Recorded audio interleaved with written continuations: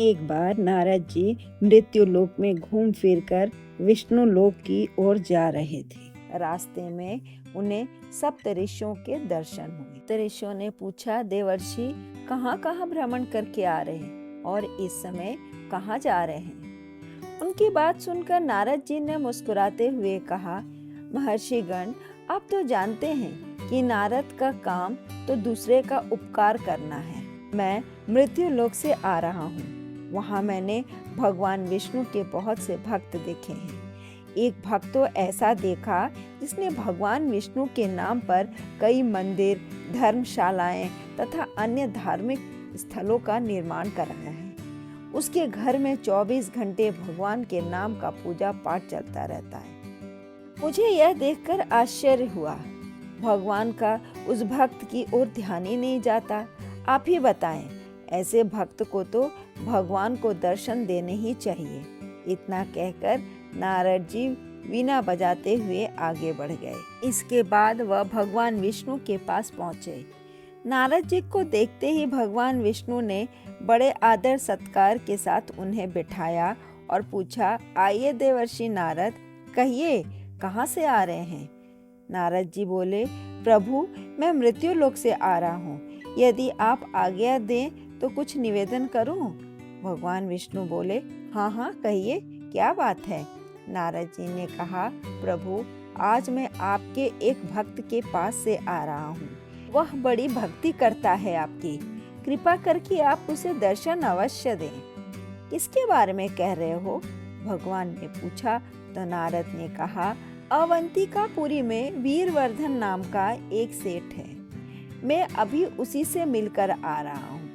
उसकी भक्ति भावना देखकर ही मैंने निश्चय किया कि आपसे प्रार्थना करूं कि आप उसे अवश्य दर्शन दें। भगवान विष्णु कहने लगे, नारद मैं जानता हूँ कि वह मेरी कैसी भक्ति करता है।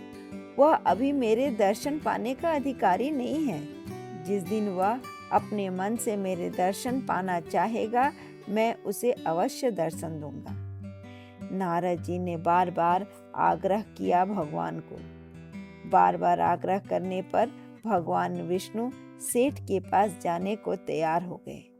उन्होंने कहा, अच्छा नारद जी, आप नहीं मानते तो मैं बूढ़े ब्राह्मण के रूप में सेठ की हवेली के मुख्य द्वार पर जाकर उसे दर्शन देने का प्रयास करता हूँ। कहकर भगवान बूढ़े ब्राह्मण का रूप धारण कर सेठ की हवेली के द्वार पर पहुँचे।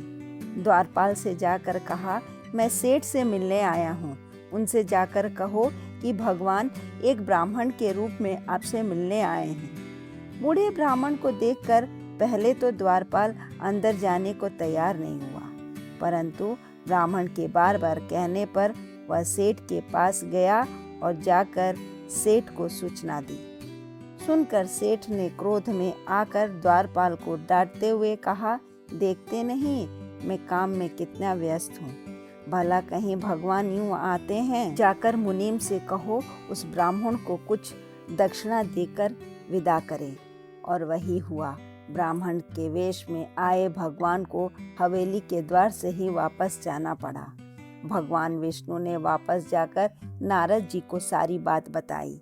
नारद जी बोले, प्रभु सेठ ने आपको ठीक से नहीं पहचाना। कोई अच्छा सा रूप धारण करके वहां जाएं।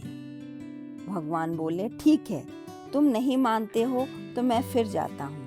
भगवान एक योगी के वेश में सेठ की हवेली के द्वार पर पहुंचे। वहां पहुंचकर विष्णु भगवान ने द्वारपालों से कहा, जाओ अपने सेठ से कहो कि हिमालय के महान योगी आपको दर्शन देने आए हैं। पाल ने सेठ को योगी के आने की सूचना दी तो सुनकर सेठ भड़क उठा। बोला, अरे मूर्खो, तुम लोग उसके चक्कर में आकर मुझे परेशान कर रहे हो। जरा अकल से काम लो। सोचो कि हिमालय का तपस्वी यहाँ क्यों आएगा? निश्चय ही वह कोई पाखंडी होगा। लो ये 2 मुद्राएं उसे देकर विदा कर दो। और फिर भगवान विष्णु सेठ के द्वार से वापस विष्णु लोक पहुँचे। नारद जी को सारी बात बता दी, मगर नारद जी अपनी जिद पर अड़े रहे। उन्होंने फिर भगवान से कहा, प्रभु एक अवसर उस भक्त को और दे दो। साथ ही मेरा अनुरोध है इस बार आप अपने वास्तविक रूप में ही उसे दर्शन देने जाएं। भगवान बोले, ठीक है, मैं तो भक्तों के अधीन हूँ, इस बार मैं अपने असली रूप में ही जाऊंगा। बाद भगवान अपने असली रूप में शंख चक्र धारण करके सेठ की हवेली के द्वार पर पहुँचे। द्वारपाल से कहा, देखते क्या हो, अपने सेठ से कहो कि स्वयं भगवान दर्शन देने पधारे हैं। इस बार दौड़ते हुए द्वारपाल ने सेठ के पास जाकर कहा, मालिक, द्वार पर भगवान विष्णु स्वयं पधारे हैं, जल्दी चलिए। उस समय सेठ दिन का भोजन कर रहा था। उसने द्वारपाल से चीखते हुए कहा, तुम लोग इतना भी नहीं जानते कि भगवान विष्णु इस तरह किसी के द्वार पर नहीं आते। उन्हें पाने के लिए तो बड़ी तपस्या करनी पड़ती है।